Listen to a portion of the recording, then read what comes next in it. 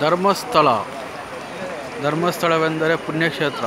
ಶ್ರೀ ಕ್ಷೇತ್ರ ಧರ್ಮಸ್ಥಳ ಮಂಜುನಾಥನ ನೆಲೆಸಿರುವಂತಹ ನಾಡು. ಈ ನಾಡಿನಲ್ಲಿ ನೇತ್ರಾವತಿ ನದಿ ಹರಿಯುತ್ತದೆ. ಈ ನೇತ್ರಾವತಿ ನದಿಯಲ್ಲಿ ಸ್ನಾನ ಮಾಡಿದರೆ ಹಲವು ಪಾಪಗಳು ಪರಿಹಾರವಾಗುತ್ತದೆ ಎಂದು ಪೂರ್ವಜ್ಞರ ನಂಬಿಕೆ ಮತ್ತು ಈಗಿನ ಜನರು ಕೂಡ ಅದೇ ರೀತಿ ಪಾಲಿಸ್ತಾ ಇದ್ದಾರೆ. ನೋಡಬಹುದು. ನಾವು ಸ್ನೇಹಿತರೊಂದಿಗೆ ಬಂದಿದ್ದೇವೆ, ನಾವು ಸಹ ಮಾಡುತ್ತಿದ್ದೇವೆ.